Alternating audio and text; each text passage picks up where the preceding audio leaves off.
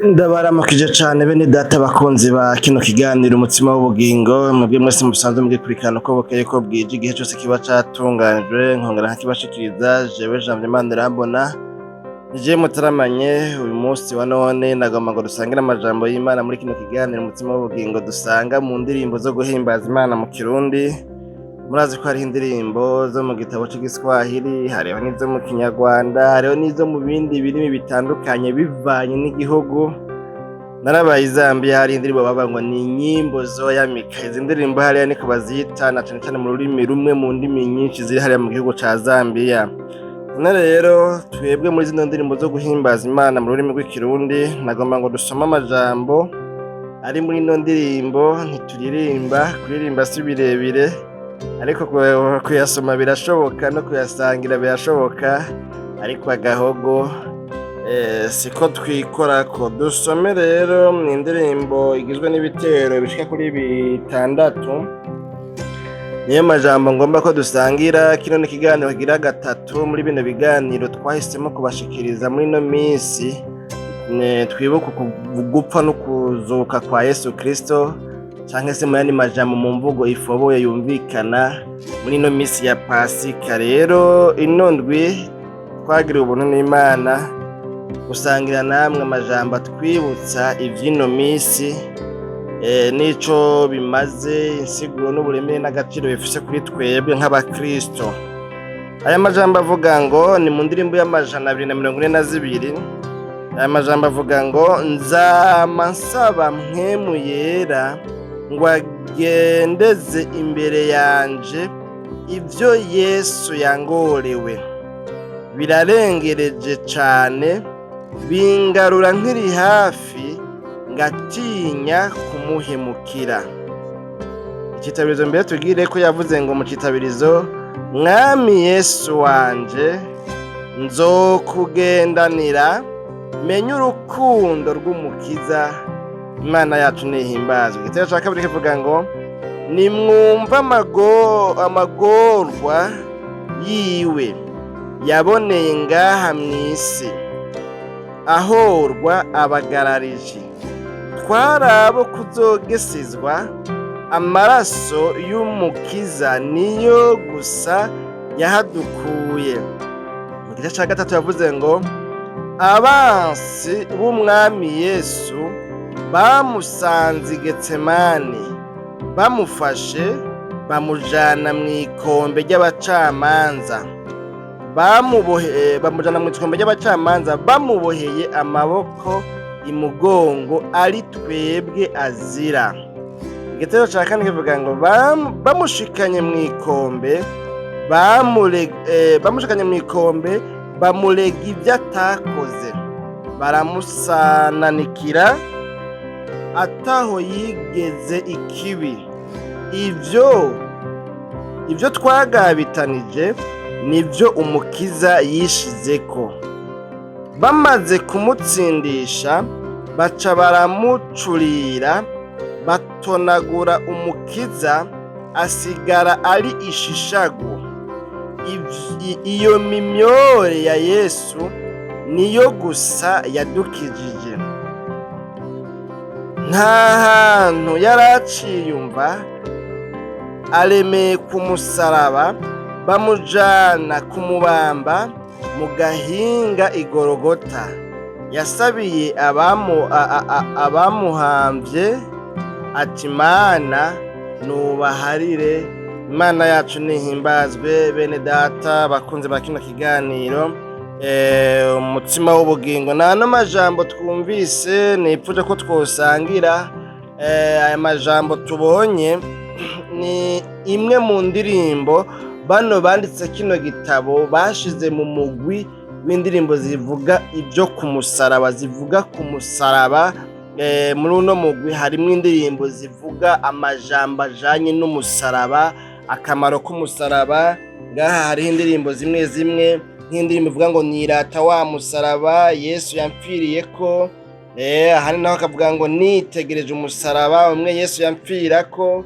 Nuko hari naho ngo munsi y'umusaraba w'umukiza niho nipfuza rwose kwama mpagaraye. No kuvuga ni indirimbo zivuga ku majambo y'umusaraba, zivuga ku musaraba. Ari yindi ngaha ndirimbo na nyene nkunda ivuga ngo hafi y'umusaraba hari isoko nziza bose banywa ko gusa ivamwo agakiza. Imana yacu nihimbazwe bene data bakunzi ba kino kiganiro umutsima w'ubugingo cuno musa. N'amajambo dusomye rero ni muri ya ntumbero yo kwibukanya ivyabaye ca gihe Yesu yariko araducungura, amagorwa yabayemwo, amarushwa yaciyemwo, twibukanya imibabaro Yesu yababajwe muri no ntumbero yo guhimbaza uku kwibuka ugucungurwa kwacu kwabaye. Uyu muririmbyi rero yavuze amajambo ahereye ku ijambo nakunze cane,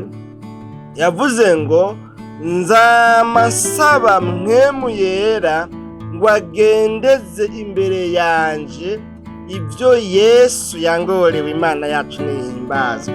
Aha rero birabonekana neza, murabizi noneho no mu kuririmba abaririmbi ntibaririmba uko nyine ata kintu na kimwe bafise bagomba gutransmeta comme message, baba bafise ubutumwa bagomba kubwira abantu.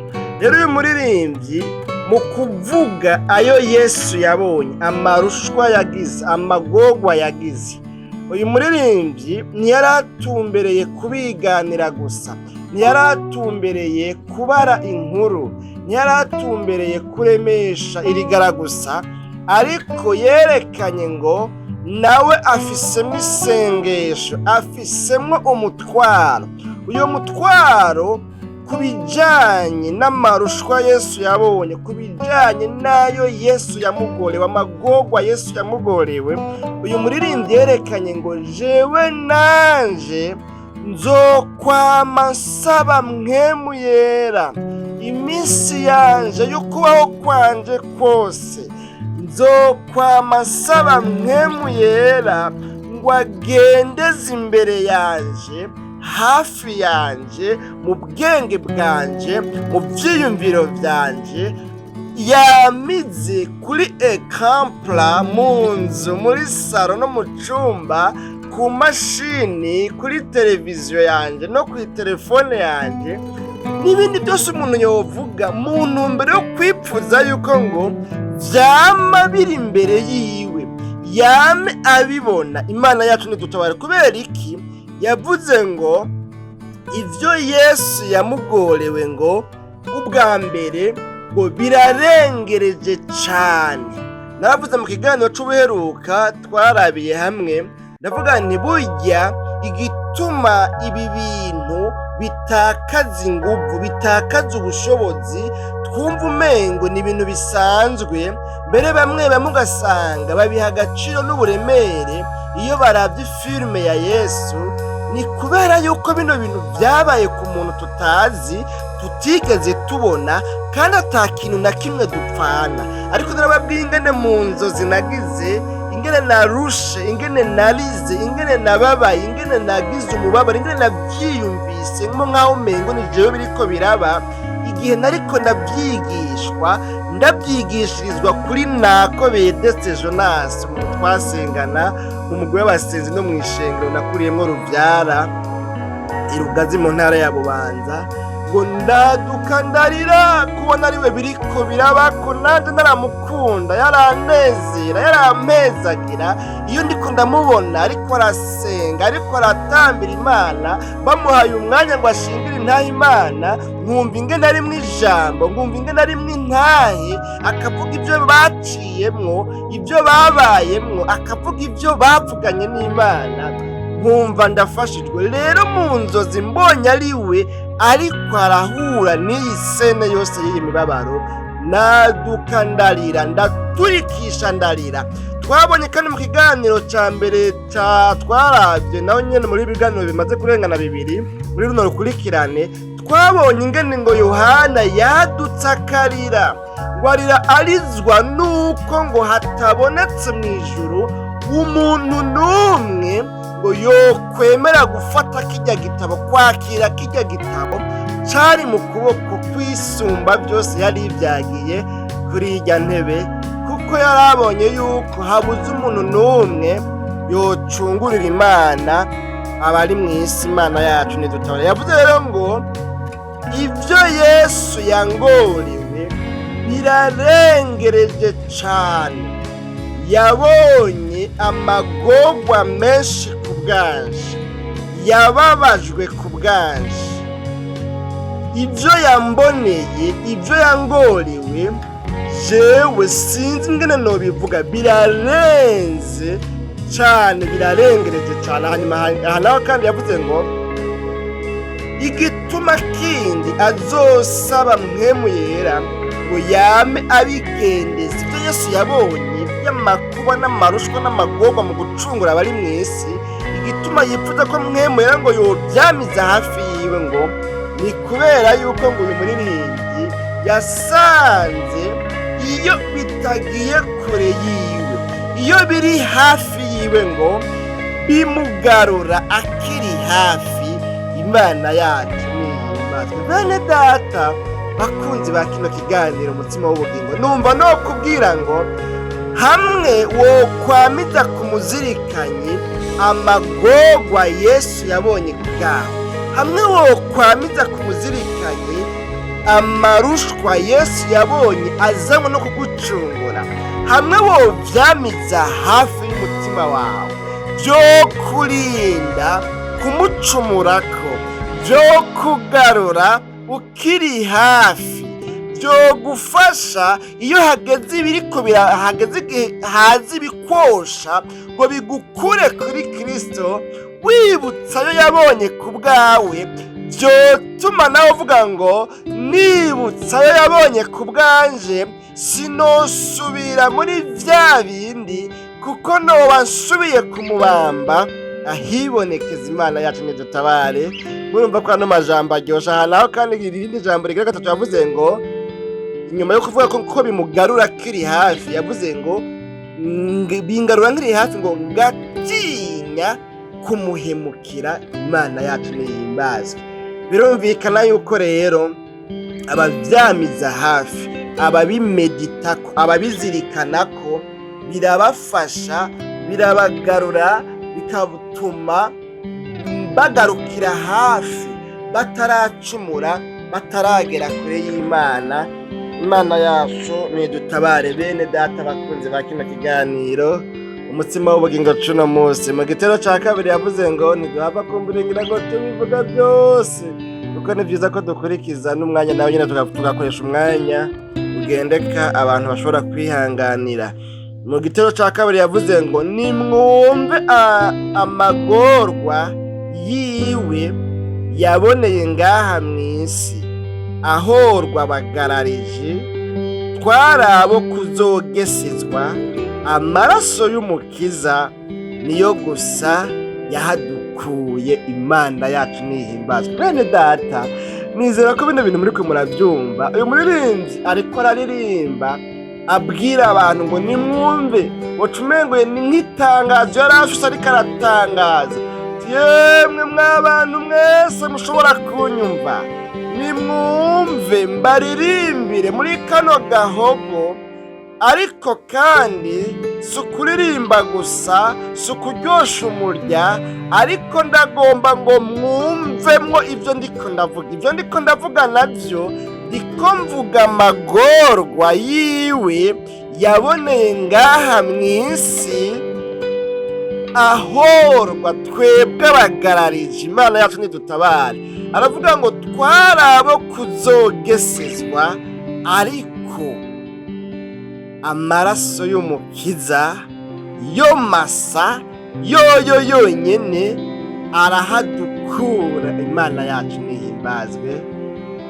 Bene data bakunzi ba kino kiganiro umutima w'ubugingo cuno munsi, bene data, nimba hari iminsi yari ikwiye gusubira kutwegeza hafi y'umukiza, nimba hari iminsi yari ikwiye gutuma duha agaciro igikorwa Yesu yakoze ku musaraba, nimba hari iminsi umuntu yitwa ngo ni umukristo yari akwiye gusubira kuhonovera imigenderanire yiwe na Yesu, imigenderanire yiwe n'Imana, nimba hari iminsi umuntu yari akwiye gusubizaho imigenderanire myiza hagati yiwe n'Imana, nizera neza ko ino minsi twibuka mu gucungurwa kwacu ariyo misi ya mbere umuntu yari akwiye kuza akabwira Imana ngo Mana nongeye kwibutswa amarushwa, amakuba, imibabaro Yesu Kristo yaciyemwo, yabonye,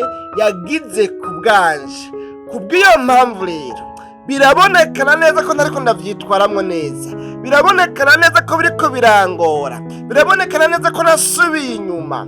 Erega iyi mibabaro harageze igihe umengo ndavyibagira, umengo ntivyanabaye, ntibigifise uburemere vyari bifise. Ndibuka tugikizwa twiga igice, twigishwa amajambo nk'aya, ingene twumva ko tubaye tushe, tukumva yuko hari igikorwa kidasanzwe cakozwe kugira ngo ducungurwe. Ariko rero uko imyaka igenda niko abantu hagera igihe bakabimenyera, ukamengo ca gihe bavyigishwa byari iterabwoba, byari ibintu umengo nyene ye ariko ubu umengo kameme n'amahistware. Mbere hakaboneka n'abantu bavuga ngo izi ni inkuru bafonze bari abazungu, ni incabwenge.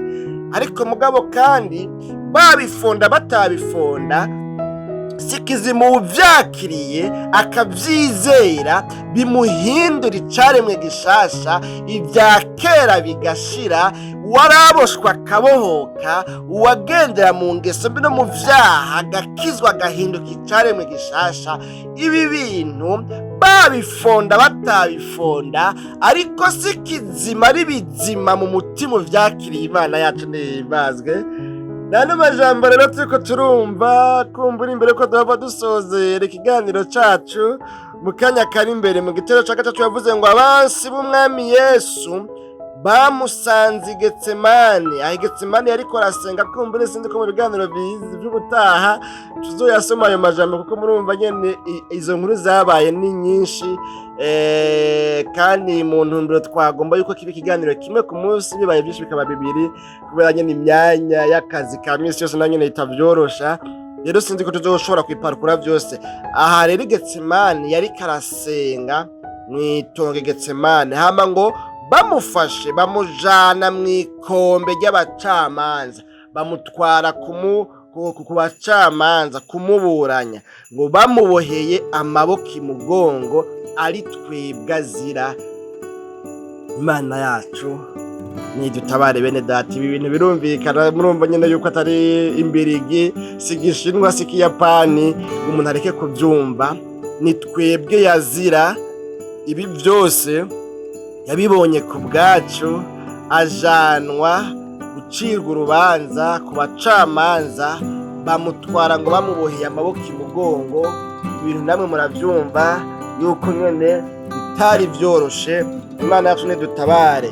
Umuririmbyi arabandanya akavuga ngo bamushikanye mw'ikombe, bamurega ibyo atakoze, baramusananikira, kuvuga baramubeshera, baramurementaniriza, bamuronderera ibintu byose by'ibifondano bamwagiriza, ataho ngo yigeze ikibi. Imana yacu nidutabare.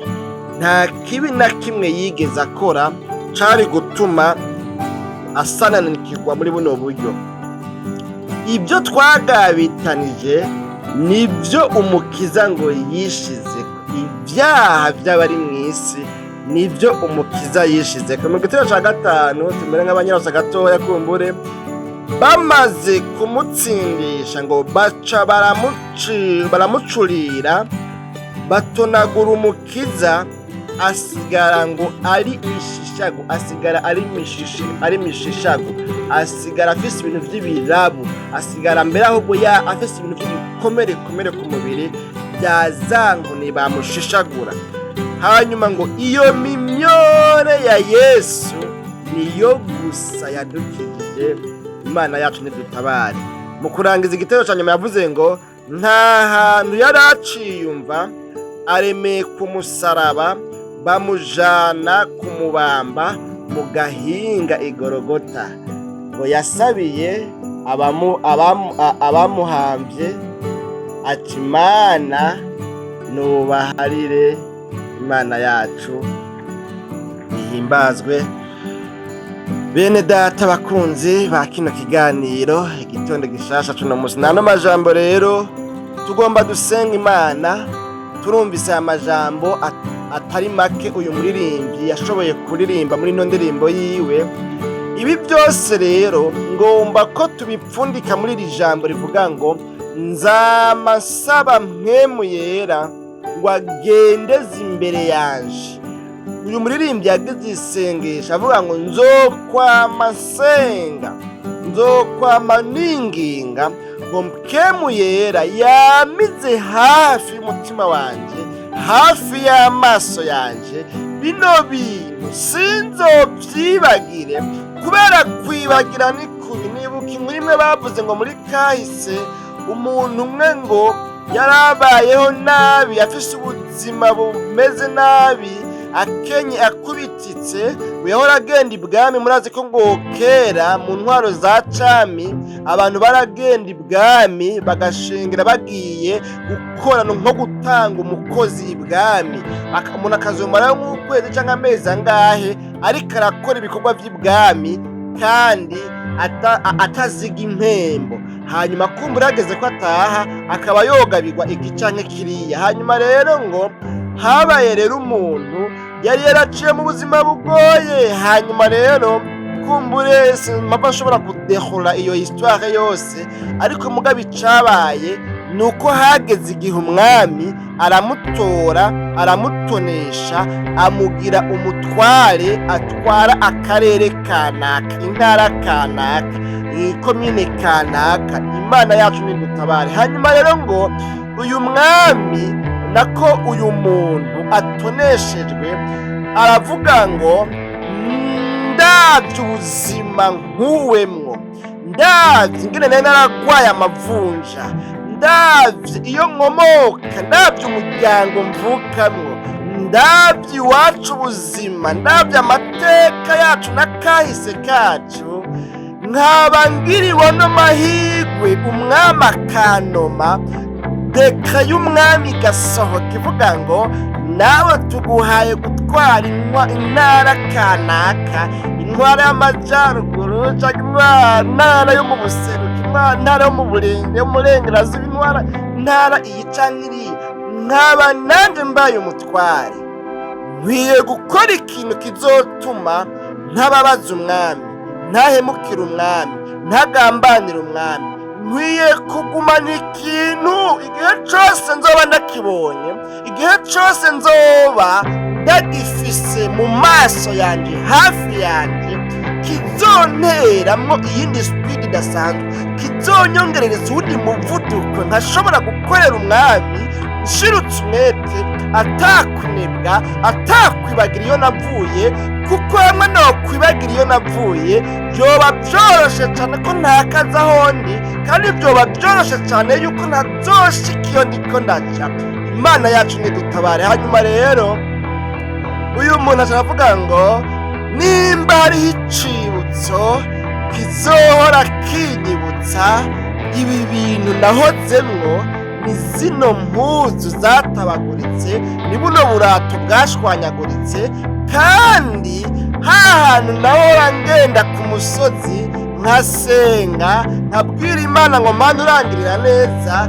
Nabaye mu gihugu ca Zambia, ibyo bintu nasanze barabikora cane, ugasanga hari imisozi yo gusengerako, abantu bakagenda n'umwidegemvyo, leta ntibabuza, leta ntibafata, bakagenda gusengera mu butayu, ku misozi, mu mashamba. Imana yacu nidutabare. Hahantu nahora ngenda gupfukama kuri uriya musozi, igihe cose imbere yuko ntonda ipero nzohora nzinduka nceyo ngende ntanga ishimwe imbere y'Imana. Kandi zino ngamiya, zino mpuzu zicafuye, zitabaguritse, ziteye ibiremo, nzozigendana kw'ifarasi yanje, ku gitwazi, nambaye igitwazi nyene canje, nzozigumana. Hanyuma rero yacu yadutekera neza, aca tubohera ku matandiko y'indogoba yagenderako. Uyu muntu muraze kwico gihe nta mabajaje, nta mamoto ari ku ntwaro za cami. Ivyo ni vyejo bundi, ivyo bije ejo bundi na twebwe tumaze gutubwege, tumaze gukura. Imana yacu nihimbazwe. Bene data bakunzi ba kino kiganiro umutima w'ubugingo cuno munsi, ngomba gusozera kuri ino jambo rivuga ngo nzama nsaba mwemu yera ngo agendeze imbere yanje ibyo Yesu yangorewe, kuko bingarura nkiri hafi bigatuma ntacumura. Twabonye yavuze ngo bingarura nkiri hafi mu gitero cya mbere, niho ayo majambo ari mu nyemerere gato kumbe ngo tuyasubiremo. Yavuze ngo birarengereje cyane, bingarura nkiri hafi ngatinya kumuhemukira. Imana yacu nihimbazwe. Hanyuma rero ngo wa muntu arakorera umwami, arakora ya mabanga ajejwe, za responsabilite ziwe, za nshingano ziwe, arakora ashirutse umwete, ashishikara kuronka promotion, ashishikara gukundwa karaka umwami, kuko ntacererwa kuri apere, ntacererwa ku kazi, kandi ibikorwa byiwe bikora neza, arabiroranya neza. Hanyuma babandi batoronka promotion babona ashishikara gutoneshwa, bamugirira jalousie, niko kumurega, barondera ibintu bamurementaniriza ati uyu muntu ga mwami, uyu muntu arafise ibintu ahora akora, arafise ibintu by'ibiheko, arafise ibintu by'ibigirwamana, yoba kumbura ahora agenda tubona iminsi yose yaje ku kazi, abanza guca hanaka hariya, ntituzi ibintu agenda gukorerayo byo gusema umwami. Twarose amakuru avuga yuko yoba afise ibintu ariko ararondera ingene yozo gukubita kudeta. Turetse n'ivyo, arafise n'akantu k'agaheko yamagendana kuri rya farasi yiwe, irya ndogoba yiwe, arafise akantu nta muntu akorako, n'abakozi biwe ntibegera. Imana yacu nidutabare. Hanyuma rero umwami kubera ko yumvise ko ivyo bintu bishobora kumukubitisha kudeta, aca aramutumako, amuhamagara kugira ngo amubaze ayo makuru yumvise. Hanyuma rero umwami aramubwira ibyo aregwa, ibyo bamureze. Hanyuma rero wa muntu n'ubucizi bw'amanga bwinshi ashavuga ati mwami nyaguhora ku ngoma, ntibikabe ko ivyo bintu novyiyumvira kuri wewe, ahubwo aba bantu ntibazi ico mpora nkora. Ca gihe wantonesha atari kubera ko mvuka mu muryango uteye imbere, urazi ubuzima narindimwo, urazi uko nayo nambaye uturato twacikaguritse, nasonye nagizene impuzu z'ibiremo kunyo, uribuka amakondisiyo y'ubuzima ga mwami wankuye muti yego cane ndavyibuka. Burya rero naravye nsanga agahimbo ni kabi. Hari igihe umuntu yibagira kubera agahimbo, amaze kurya agahaga, akarya amafiriti, isarada agashirako amadeseri, ivyamwa bitandukanye, za mayoneze, za peanut butter n'ibindi byose agashirako, akabenza kakaronka vyoroshe, imisose, kugasanga ibintu bimeze neza. Agahimbo ni kabi. Navuze nti rero kugira ngo agahimbo nikazohave kanyibagiza iyo navuye, nafashe ingingo kw'ahantu ndahora ngenda kwambaza Imana, ndayisenga, ndayisaba ngo Mana, umunsi wantabaye, umunsi wangiriye neza, nzoguhesha ishimwe n'icubahiro, sinzoguhemukira. Ahantu rero ndahora nja gusenga ni kuri uriya musozi bakubwiye, iminsi yose niyo nzinduka gutanga ikimazi co gushima.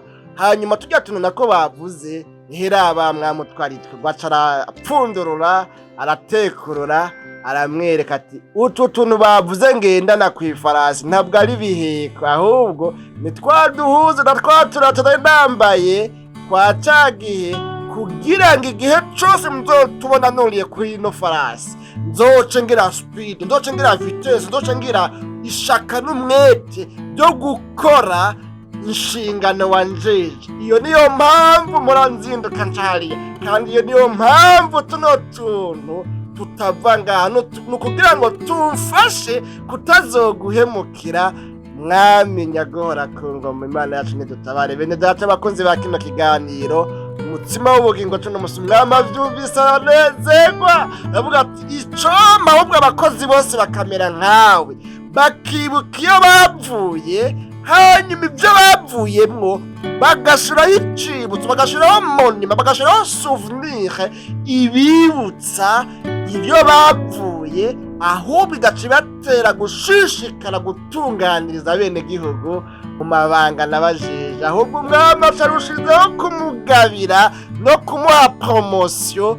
Imana yacu nihimbazwe. Bene data bakunzi ba kino kiganiro umutima w'ubugingo cuno munsi, ngomba ndangiza ndakubwira ngo biragukwiye cyane yuko ibyo Yesu yabonye ku bwawe, amagorwa Yesu Kristo yabonye ku bwawe, uyamiza hafi, uyazirikanako, uyiyumvirako, uyagumiza kumuzirikanya, kuko muri yo hariyo imbaraga zidasanzwe, hariyo ubushobozi budasanzwe bwo gufasha kubandanya urugendo. Hahora hagera igihe umuntu akagira intege nke, hahora hagera igihe umuntu akananirwa akaremerwa, ariko iyo yibutse ko hariho ahantu yakuwe, iyo yibutse yuko hari ikiguzi carishwe wewe atari gushobora kuriha, aca abandanya kandi urugendo ruca rukunda. Imana yacu nihimbazwe. Bene data bakunze ba kino kiganiro umutima w'ubugingo cuno munsi tugomba dusenga Imana. Rero sinzi nawe ingene bimeze muri ino minsi, birashoboka yuko umaze iminsi mu ntege nke, birashoboka yuko ibi bintu wamaze kuvyibagira, birashoboka yuko mu vyo wibuka ibi bitarimwo utabizirikana, ariko wari ukwiye kwama. Muri ibyo yavuze ngo nzama nsaba, ni ukuvuga iminsi yose ntasiba. Nzama nsaba mpwemu yera ngo ibi bintu yama binyibutsa avyamize hafi yanje, kuko bizomfasha kudahemukira umukiza wanje, umucunguzi wanje, umukunzi wanje Yesu Kristo. Nanone n'ano majambo, mbega bimeze gute muri ino minsi? Nawe umeze nk'uno muntu yakorera umwami, yavuze ngo sishobora gushira kure yanje icibutso kinyibutsa iyo nahora, kuko ikicibutso kizombwira yuko ninahemuka nzoba nsubiye gukorokera muri ziriya kondisiyo z'ubuzima naho zimwo. Erega nawe nutabigumiza kumuzirikanye, uzokwisanga warasubiye mu vyaha, uzokwisanga usigaye ukora ibyaha abandi bose bakora, ariko niwabigumiza kumuzirikanye bizogutera intege kubandanya urugendo. N'ano majambo rero ndabipfuriza yuko ibyo Yesu yatugorewe, ibyo Yesu yakugorewe, nawe wovyamiza kumuzirikanya, wovyamiza hafi, uko bukeye uko bwije wame uvyiyumvirako, wame ubiha agaciro, kuko muri byo hanyegejemo inkomezi zikubashisha kubandanya kudahemukira Imana. Dusenga Imana, tuzosubira mu kiganiro umutima w'ubugingo c'ubutahana umuhigwe umuntu avyamiza hafi yiwe, ariko n'umuhombe wabishiburiye kure yiwe, kuko uwo nta kimugera, nta kimubuza gukora ibyaha, nta kimubuza guhemukira Imana. Mwami Yesu, tugushimiye cyane ku bw'ano majambo twumvise, kandi amajambo meza aryoshe. Umuntu wese rero yumvise akaba asanze nawe atavyamiza hafi yiwe, agasanga uburemere, agaciro bifise siko bigifise muri we, hanyuma akavuze ngo Mana mbabarira, narasubiye inyuma, naraguye, ndi umupagani, ndi umunyabyaha, imbabazi zawe zimboneke kuri uyu muntu, numugwize ko imbabazi umuhe kwemerwa nawe. Ibisigaye muri ino minsi turiko turibuka igikorwa kidasanzwe Kristo Yesu wakoze ku musaraba, ngwino ugendereye imitima yose ikurikiranye kino kiganiro, uyishoboze gushishikara neza, kwama yimedita kandi zirikana ku byo wakoze, hama biyifashe kutaguhemukira. Urakoze ibyo ugomba byose, bishishikare kuba mu izina ryawe ryera Kristo Yesu, tubisabye tubyizeye, amen.